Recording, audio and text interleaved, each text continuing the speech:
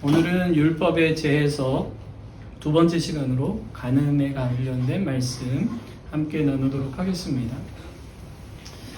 지난 시간부터 이제 예수님께서 율법을 재해석해 주시는 내용을 살펴보고 있습니다. 지난주에는 이제 살인에 대한 계명, 살인하지 말라 하시는 그 말씀에 대해서 함께 나누었습니다. 사람들은 살인이라고 이야기하면 한 사람이 한 사람을 실제로 죽이는 행위, 그거를 이제 살인이라고 생각을 합니다.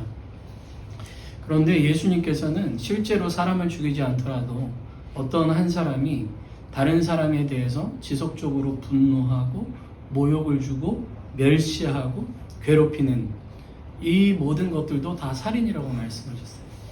어떤 한 사람에 대해서 지난번에도 말씀드린 것처럼 라가, 모래, 바보, 어리석은 자 이렇게 얘기하는 거는 단순히 아유 저 바보 같아 이런 의미가 아니라 한 사람의 인격을 굉장히 낮춰 보거나 무시하고 모욕하는 말들이 있거든요. 그 사람을 그런 존재로 대하는 것, 그런 것들도 살인이라고 말씀하고 있는 거예요. 실제적으로 사람들이 얼마나 많이 말로 또 눈빛으로도 사람을 죽일 수 있어요. 그런 상처를 받은 사람들은 진짜 이 세상을 사는 것도 죽은 것 같이 살아가는 많은 사람들이 있습니다. 주님께서는 이 모든 것들이 다 살인이라고 말씀하십니다. 그리고 나서 살인하지 말라는 이것은 단순히 생명을 빼앗는 것, 그러지 말라라는 의미를 넘어서서 적극적으로 의미에서는 화해하고 화목하고 또 함께해라 하는 의미를 가지고 있다는 거죠. 누군가에게 잘못한 것이 있으면 먼저 용서를 구하고 또 누군가가 용서를 구하면 또 용서해주고, 그래서 그리스도 예수 안에서 하나님과 화목게 된 우리들은 화목의 삶을, 화평의 삶을, 화평케 하는 자로서의 삶을 살아가야 된다라고 주님께서 우리에게 말씀하고 있습니다. 그래서 하나님 나라의 백성, 복되도다라고 선언받은 사람들은 다른 사람의 인격을 존중해야 돼요.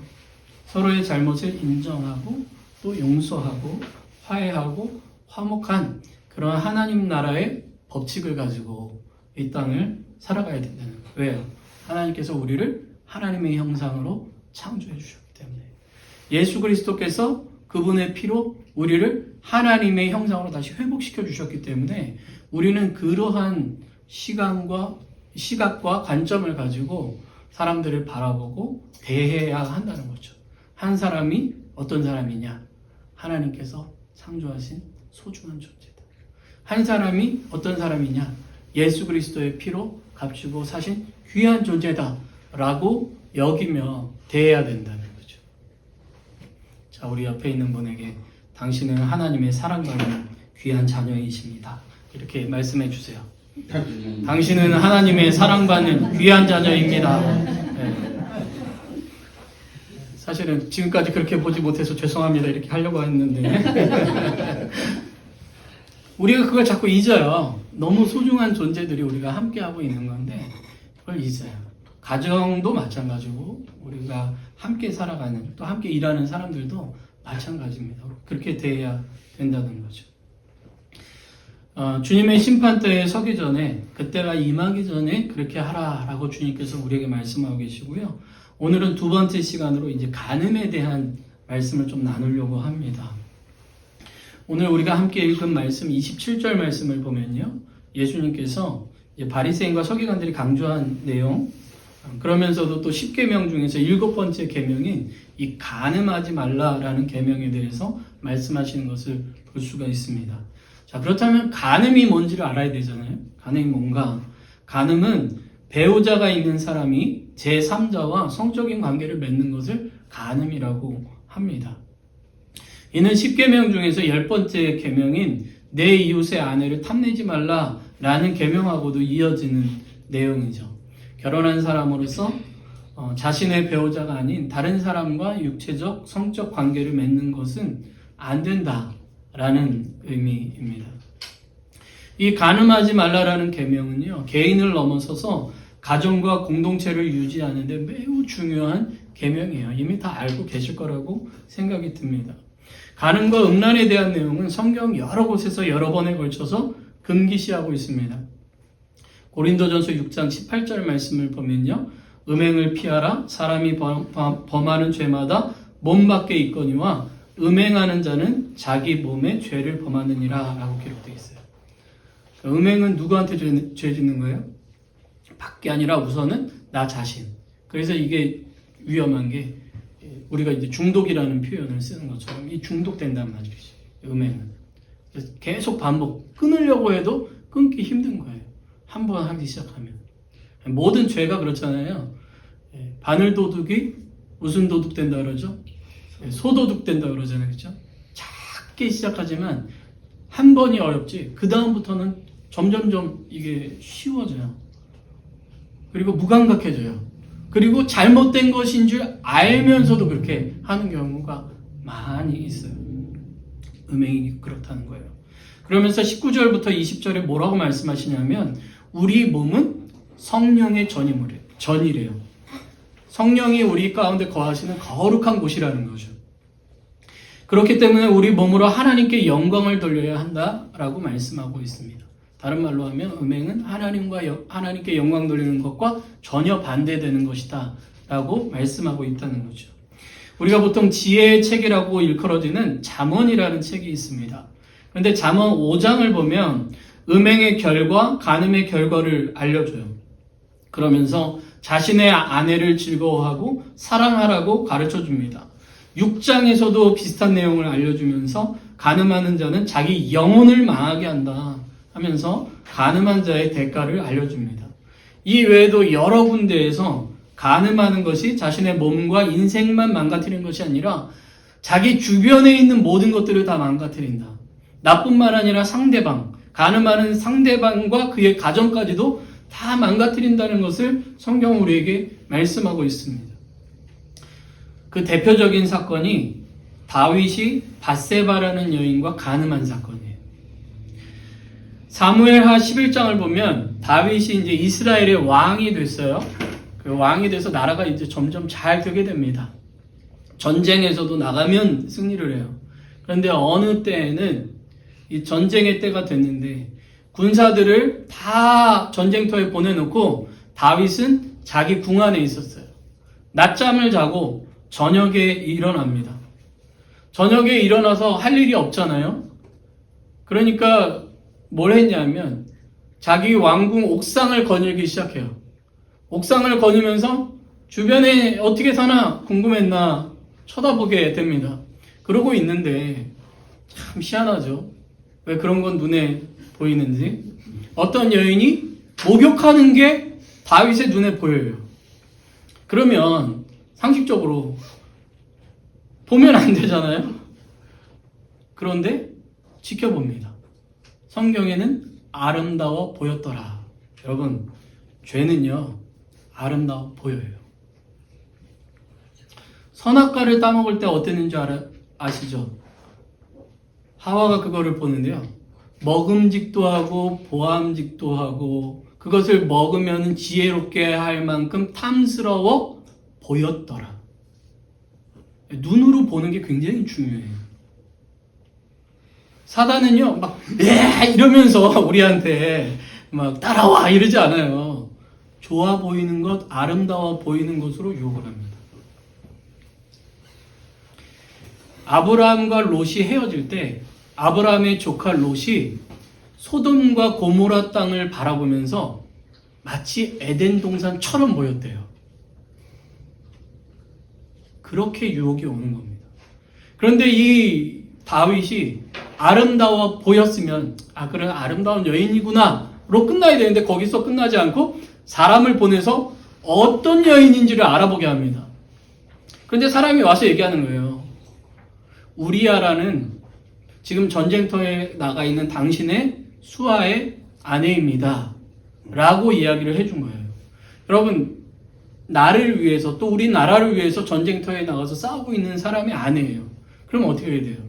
아름다워 보였어도 거기서 멈춰야 되는 거예요. 여러 번의 사인이 다윗에게 주어진 거예요. 근데 다윗은 어떻게 하냐면 사자를 보내서 그 여인을 데리고 와서 동침을 해버려요. 근데 해필이면 이 여자가 또 임신을 합니다. 그런데 성경에 보면 그 여인이 자신을 정결케 하기 위해서, 부정함을 씻기 위해서 목욕을 한 거라고 나오거든요. 그 얘기는 뭐냐면 생리가 끝나면 이스라엘의 여인들은 부정함을 씻기 위해서 씻어야 돼요. 그러면은 보통 생리가 끝난 다음에 기본적으로 임신이 안 돼야 되는 게 정상이거든요. 그래서 보통 두 가지로 봅니다. 첫째는 뭐냐? 하나님께서 죄를 드러내게 하기 위해서 이 원래는 임신이 안 돼야 될 상황인데도 불구하고 임신이 되게 만드셨다. 또 하나의 의견은 뭐냐면 성경에는 한 번 기록되어 있지만 사실은 이것이 한 번이 아니었을 경우가 더 많다.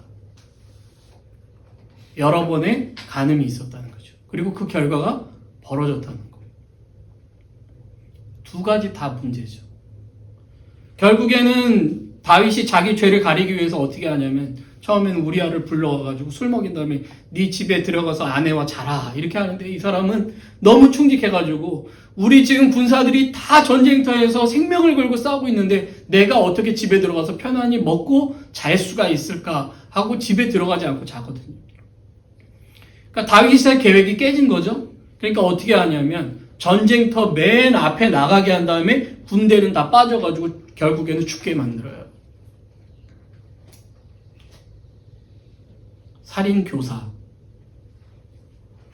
한 거예요. 자기 죄를 감추기 위해서. 여러분 이 문제로 인해서 얼마나 다윗과 다윗의 가문뿐만 아니라 우리아의 집안에 또 우리아라는 사람의 생명까지도 빼앗기게 되는 것을 성경은 우리에게 말씀해 주고 있습니다. 죄를 덮는 건 계속 죄로, 거짓말을 덮는 것은 더 큰 거짓말로 하는 것을 보게 돼요. 여러분들도 혹시 그런 경험 있지 않으세요? 저도 어렸을 때를 생각해보면 엄마 아빠한테 아주 작은 거짓말 하나 했던 게 그 다음에 더 큰 거짓말을 하게 되는 그런 경우들을 보게 되는데 죄가 결국에는 사망에까지 이르게 되는 것을 성경이 보여줘요. 이 간음이라는 것이 그렇다는 거죠. 자기의 인생뿐만 아니라 타인과 타인의 가족, 그들의 주변에 있는 사람들까지 삶의 모든 것들을 무너뜨리게 만드는 것이 이 간음이라는 거예요. 그렇기 때문에 성경은 간음에 대해서 철저히 경계하고 금합니다. 예수님의 시대에 지도자들이 이를 강조하고 또 가르치는 것도 그렇기 때문에 당연한 것이겠죠. 그런데 예수님께서는 이 살인과 마찬가지로 간음에 대해서도 새로운 재해석을 해주십니다. 앞에 말씀드린 것처럼 간음이란 결혼한 사람이 자신의 배우자가 아닌 타인, 제3자와 성적인 관계를 맺는 것을 간음이라고 이야기해요. 그런데 28절 말씀을 보면 예수님께서는 음욕을 품고 여자를 보는 자는 누구나 마음에 이미 간음한 것이다. 이렇게 가르치고 계십니다. 여러분, 음욕을 품고 여자를 바라본다는 것은 단순히 어떤 사람이 지나가는데 진짜 멋있는 거예요. 진짜 아름다운 거예요. 그래서 막 나도 모르게 눈이 돌아가면서 와 멋있다, 와 예쁘다 이걸 의미하는 게 아니에요.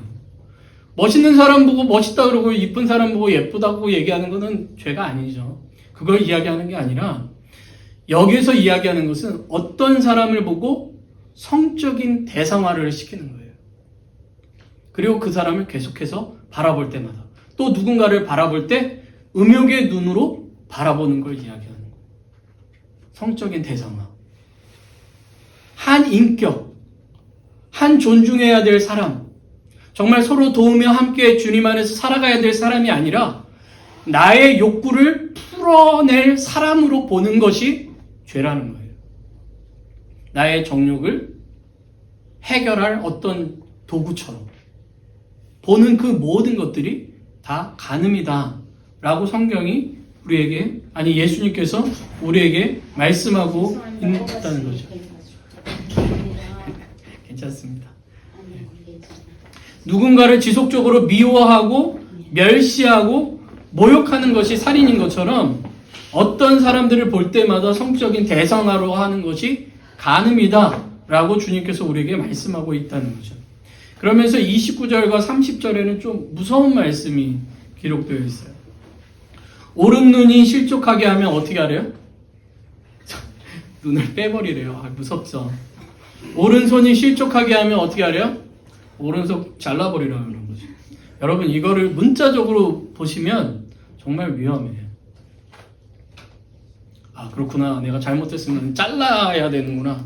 여러분 만약에 우리가 죄를 지을 때마다 뭔가를 하나씩 자르기 시작하면 우리는 아마 가루가 될지도 몰라요. 가루가 돼도 안 될지도 몰라요. 어쩌면 가루가 돼서 물로 다 풀어도 안 될 거예요. 만약에 주님이 우리가 잘못할 때마다 0.1mm씩을 잘라가셔도 우리는 해결되지 않을 거예요. 그것이 죄악된 우리라는 인간이라는 존재예요. 끊임없이 죄 가운데 있을 수밖에 없고 결국에는 그것으로 말미암아 심판을 받고 죽음으로 영원한 소멸로 갈 수밖에 없는 것이 사실은 우리라는 존재라는 거죠. 그렇기 때문에 주님께서 말씀하시는 것은 단순히 오른 눈이 뭔가 가는 뭐 이런 걸 본다 그러면 눈 빼라, 오른손으로 누군가를 잘못 만졌다 그러면 잘라버려라, 그런 의미로 이것을 우리에게 말씀하시는 것이 아니에요. 죄의 자리에 더 이상 머물지 말라는 경고입니다. 우리 눈이 보지 말아야 할 곳으로 우리의 시선을 두지 말라는 거예요.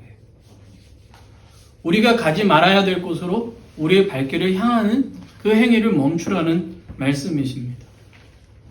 우리의 손이 자꾸 잘못된 행동을 하게 되는 곳이 있다면 그곳으로 가지 말라는 거예요. 여러분 만약에요 도박이 중독이신 분이 도박을 하는 곳으로 가면 어떻게 될까요? 아니 보기만 해야지. 안 돼요. 예전에 아주 좀 경각심을 일으키는 예화 중에 이런 게 있었어요. 어떤 분이 이제 알코올 중독이셨는데 교회에서 성찬식을 하다가 그 교회에서는 진짜 포도주를 줬는데 그 한 방울이 딱 넘어가는 순간 옛날로 다시 돌아갔다 라는 얘기가 있었어요. 그래서 제가 미국 교회를 갔더니 거기는 이제 두 가지로 나눠서 하시더라고요. 포도주를 드실 수 있는 분, 포도주를 드시면 안 되는 분으로 나눠서 포도주스와 포도주를 나눠서 아예 하시는 경우들이 있고, 우리 교회 같은 경우는 아예 포도주스로 하지 않습니까? 그렇게 하는 경우가 있는 거죠. 그러니까 내가 이곳으로 가면 또 누군가를 만나면 결국에는 나를 죄악의 길로 인도할 것이다 라고 하면 그 시간 그곳으로 가면 안 되는 거예요. 데살로니가 전서 5장 21절과 22절 말씀을 보면 여러분에게도 나눠드렸는데 주보예요. 범사에 헤아려 좋은 것을 취하고 악은 어떤 모양이라도 버리라 라고 말씀하세요. 죄인의 길에, 죄의 자리에 가지 않아야 되는 겁니다. 그 자리에 앉지 않도록 해야 되는 거예요. 분명 우리가 살다 보면 어쩔 수 없이 가는 때가 있습니다. 그리고 갔는데 그런 자리가 있을 수가 있어요. 그런 걸 의미하는 것이 아니라 내가 의도적으로 그곳을 찾아가면 안 된다는 거예요. 만약에 계속해서 그렇게 된다면 도움을 청하시거나 계속해서 그것을 피하는 것이 가장 좋은 거죠. 그렇게 우리는 우리가 있는 곳, 우리가 보고 있는 것이 무엇인가를 늘 점검해야 돼요. 잘못된 자리에 가면 잘못된 길에 빠질 수밖에 없는 것이 우리라는, 또 죄 가운데 살아가는 우리라는 존재이기 때문에 그렇습니다. 근데 여기서 한 가지 더 살펴볼 것은 성경에서의 간음은요, 한 남자와 한 여자와의 관계만을 가르치는 것이 아니에요. 성경에서는 영적인 의미에서 우리와 하나님과의 관계로 표현됩니다. 그 대표적인 말씀이 구약 성경에 기록된 호세아서라는 성경이에요. 호세아라는 선지자가 있는데요. 이 여자가 음란한 여인인 이 고멜이라는 여인과 결혼을 합니다. 이 여인은 결혼하기 전에도 그랬지만 결혼하고 나서도 남편을 버리고 딴 남자 쫓아갔는데 결국엔 그래서 팔려가거든요. 그런데 하나님께서 이 호세아에게 너의 아내 고멜을 다시 너의 아내로 데리고 와라 하셔서 그 여인을 위해서 대신 값을 치러주고 이 여인을 데리고 와요. 왜 그랬을까? 하나님께서 그럼에도 불구하고 포기하지 않으신다는 것을 보여주는 거예요. 하나님을 떠나 이방의 신들을 섬기고 우상숭배를 하며 하나님의 법을 지속적으로 떠나는 이스라엘을 이 고멜이라는 여인과 빗대어 보여주시면서 그럼에도 불구하고 사랑하시는 하나님, 그 하나님의 사랑에 이제는 그 안에도 응답하여 그 하나님을 사랑하는 존재로 살아가야 된다는 것을 보여주는 것이 호세아서라는 성경이에요. 성경 전체가 이것으로 깔려 있습니다. 우리는 죄 가운데 하나님을 계속해서 떠나가지만 하나님께서는 계속해서 우리를 찾아오시고 그분의 값으로 우리를 구원해 주시고 건져 주시고 사랑해 주시면서 이제 한눈 팔지 말고 다른 것 좀 바라보지 말고 다른 거에 욕심내지 말고 나를 바라봐라. 너를 사랑하는 나를 좀 바라봐. 마치 남자와 여자의 사랑처럼 그렇게 주님께서 우리를 사랑한다 말씀하시고 주님을 바라봐야 된다. 주님께 시선을 두어야 된다. 주님을 떠나지 말아야 된다. 하나님께 더 가까이 가야 된다 하는 것을 말씀하시고 계셔요. 그러니까 우리는 이 말씀을 보면서 이 두 가지를 다 생각해야 되는 거예요. 실제적으로 우리의 가정에서도 우리가 우리의 배우자 사랑하면서 또 다른 인격들을 볼 때는 나의 욕망을 투여하는 눈으로 사람을 바라보는 것이 아니라 존중하며 진심으로 주님 안에서 사랑하며 바라봐야 된다는 거죠. 그리고 하나님과의 관계에서도 우리의 시선을 다른 곳에 두거나 하나님을 떠날 수밖에 없는 자리로 가기보다는 그러한 자리들을 끊어내고 계속해서 주님을 만나는 자리로, 주님을 바라보는 자리로, 주님을 생각하는 자리로 가야 된다는 거예요. 여러분 한번 우리가 일주일 동안 본 것들을 한번 생각해 보세요. 만약에 여러분들이 유튜브를 보셨다. 그럼 유튜브를 볼 때 여러분들이 주로 보는 것들이 뭔가? 정말 주님을 가까이 할 수 있는 것들을 우리가 보고 있는가? 아니면 주님을 멀리하는 것들, 주님을 떠나라고 하는 것들을 더 가까이 우리가 보고 있는가를 한번 생각해 봐야 되는 거죠. 예수님께서 살던 시대에 바리새인과 서기관들은 간음하지 말라고 가르쳤지만 실제로 그들은 그렇게 살지 않았습니다. 요한복음 8장을 보면요. 서기관들과 바리새인들이 음행 중에 잡힌 여자를 예수님께로 끌고 와서 그 여자가 간음하다가 현장에 잡혔는데 모세의 율법에는 이런 여자는 돌로 쳐 죽여야 됩니다 라고 가르치는데 선생님은 어떻게 생각하십니까? 라고 이야기를 합니다. 근데 이상한 점이 하나 있어요. 간음하다가 현장에 잡혀 있잖아요. 그러면 누가 있어야 돼요? 간음한 대상인 남자가 있어야 되는데 여자만 끌고 왔어요. 그게 그 시대의 사람들의 모습이라는 거죠. 자기 자신의 죄들은 생각하지 않고 다른 사람들만 바라보면서 그것도 약한 사람들만 골라다가 그렇게 만든다는 거예요. 근데 예수님께서는 그렇기 때문에 거기서 뭐라고 하세요? 땅에 글씨를 쓰시면서 너희 중에 죄 없는 자가 먼저 돌로 치라 이렇게 말씀하시니까 사람들이 다 양심의 가책을 받아서 돌아갑니다.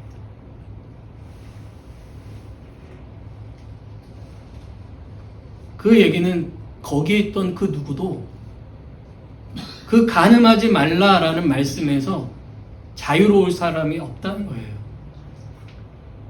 우리들도 다 그렇다는 거죠. 이 세상에 살아가는 그 사람들 중에 주님의 말씀 가운데서 주님에 의해서 자유로울 수 있는 사람은 아무도 없다는 거죠. 모든 사람이 다 죄인이다라는 것을 분명하게 보여주고 있습니다. 그러면서 주님 뭐라고 말씀하세요? 다시는 그렇게 살지 마. 내가 너를 정죄하지는 않지만 넌 그 자리에 있으면 안 돼. 라고 말씀하고 계신다는 거죠.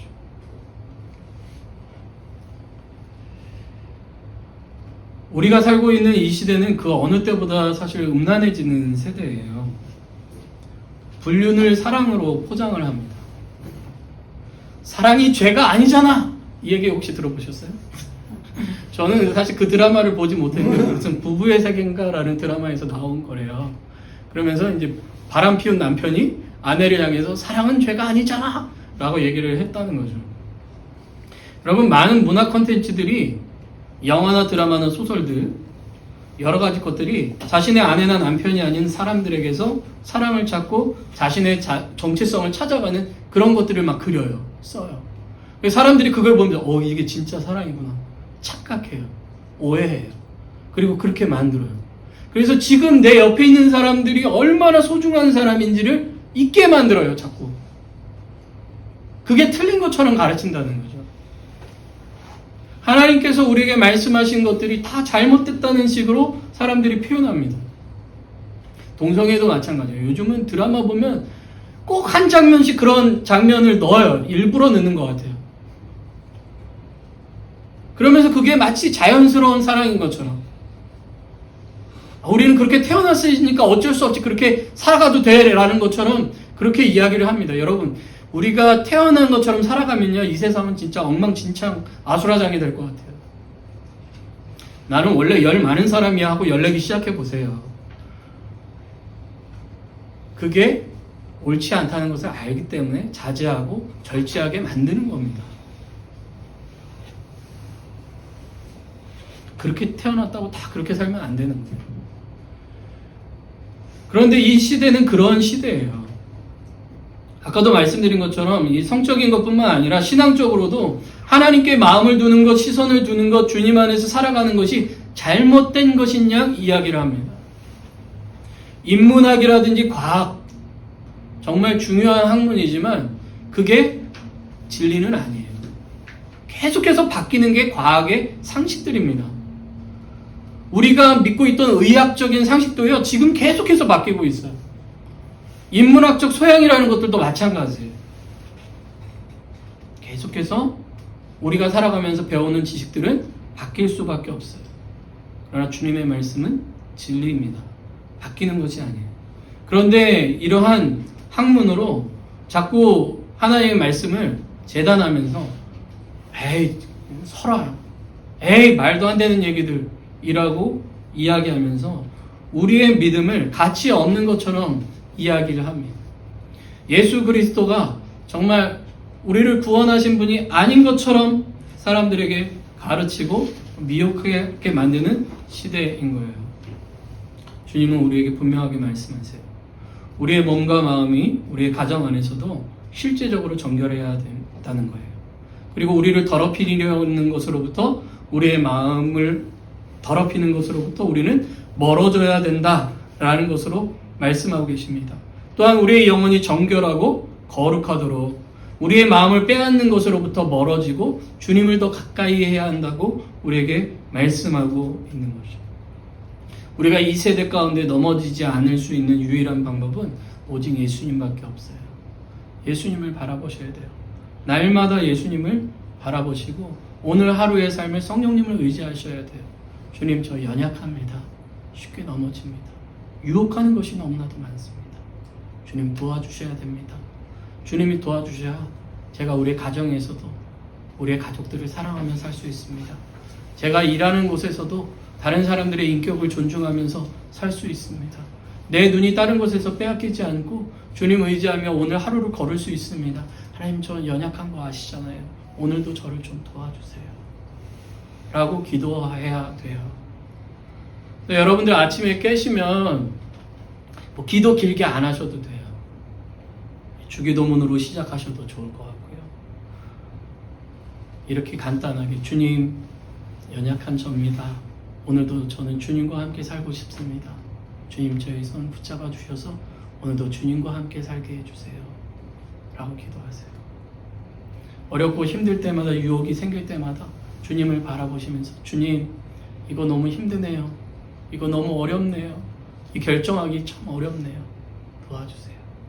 기도하세요. 골방에 들어가는 기도도 중요하지만 여러분들이 일상적으로 주님을 바라보는 것, 주님께 시선을 두는 것이 얼마나 중요한지 몰라요.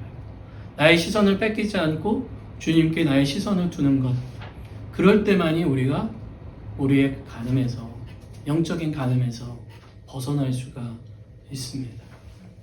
사랑하는 성도 여러분, 이 육체적인 간음과 영적인 간음이 우리를 유혹하는 이 시대 가운데 주님 바라보시면서 오늘도 주님 안에서 살아가시는 저와 여러분 되시기를 주님의 이름으로 축복합니다.